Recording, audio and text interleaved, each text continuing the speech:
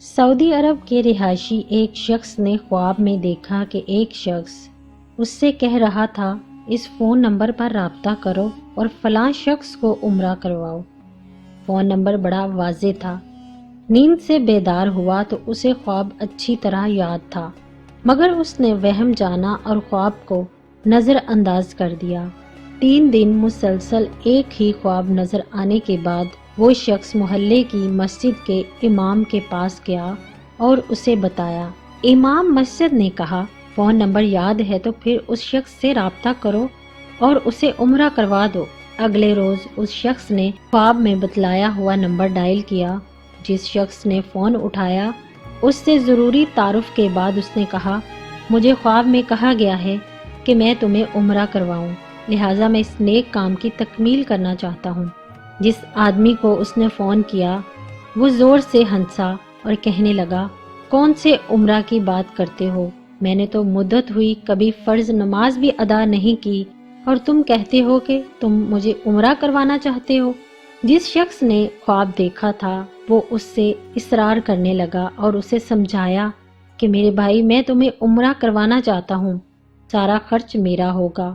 خاصی بحث اور تمہید کے بعد آدمی اس شرط پر رضامند ہوا کہ ٹھیک ہے، میں تمہارے ساتھ عمرہ کروں گا، مگر تم مجھے واپس ریاض میرے گھر لے کر آؤ گے اور تمام تر اخراجات تمہاری ہی ذمہ داری ہوں گے۔ وقت مقرر پر جب وہ ایک دوسرے کو ملے تو خواب والے شخص نے دیکھا کہ واقعہ وہ شکل و صورت سے کوئی اچھا انسان نہیں دکھائی دیتا تھا۔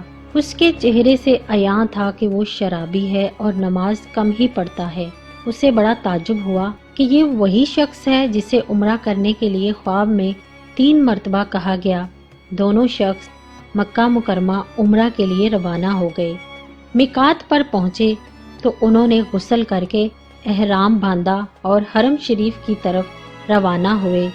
انہوں نے بیت اللہ کا طواف کیا، مقام ابراہیم پر 2 رکعت نماز ادا کی، صفا اور مروہ کے لیے سعی کی، اپنے سروں کو منڈوایا اور اس طرح عمرہ مکمل ہو گیا۔ اب انہوں نے واپسی کی تیاری شروع کر دی۔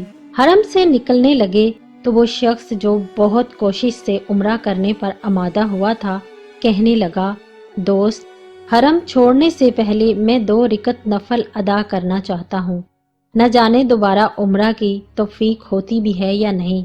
اسے کیا اعتراض ہوتا؟ اس نے کہا، نفل پڑھو اور بڑے شوق سے پڑھو۔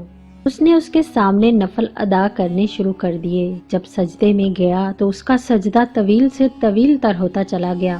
جب کافی دیر گزر گئی تو اس کے دوست نے اسے ہلایا۔ جب کوئی حرکت نہیں ہوئی تو اس پر انکشاف ہوا کہ اس کے ساتھی کی روح حالت سجدہ میں ہی پرواز کر چکی ہے۔ اپنے ساتھی کی موت پر اسے بڑا رشک آیا اور وہ رو پڑا کہ یہ تو حسن خاتمہ ہے، کاش ایسی موت میرے نصیب میں ہوتی۔ ایسی موت تو ہر کسی کو نصیب ہو۔ وہ اپنے آپ سے ہی باتیں کرتا چلا گیا۔ اس خوش قسمت انسان کو غسل دیا گیا اور احرام پہنا کر حرم میں ہی اس کی نماز جنازہ ادا کی گئی۔ ہزاروں فرزندان اسلام نے اس کا جنازہ پڑھا اور اس کی مغفرت کے لیے دعا کی گئی۔ اسی دوران اس کی وفات کی اطلاع ریاض اس کے گھر والوں کو دی جا چکی تھی۔ خواب دیکھنے والے شخص نے اپنے وعدے کے مطابق اس کی میت کو ریاض پہنچا دیا، جہاں اسے دفن کر دیا گیا۔ چند ایام گزرنے کے بعد خواب دیکھنے والے شخص نے اس فوت ہونے والے کی بیوہ کو فون کیا۔ تعزیت کے بعد اس نے کہا، میں جاننا چاہتا ہوں کہ تمہارے شوہر کی ایسی کون سی نیکی یا عادت تھی کہ اس کا انجام اس قدر عمدہ ہوا، اسے حرام کعبہ میں سجدہ کی حالت میں موت آئی۔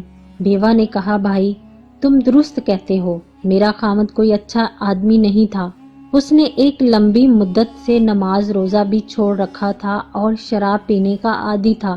میں اس کی کوئی خاص خوبی بیان تو نہیں کر سکتی، مگر اس کی ایک عادت یہ تھی کہ وہ ہمارے ہمسایہ میں ایک غریب بیوہ اپنے چھوٹے چھوٹے بچوں کے ساتھ رہتی ہے۔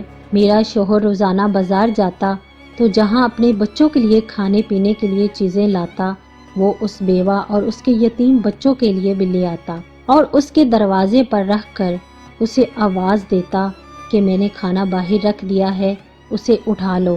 یہ بیوہ عورت کھانا اٹھاتی اور ساتھ میرے خامد کے لیے دعا کرتی، اللہ تمہارا خاتمہ بالخیر کرے۔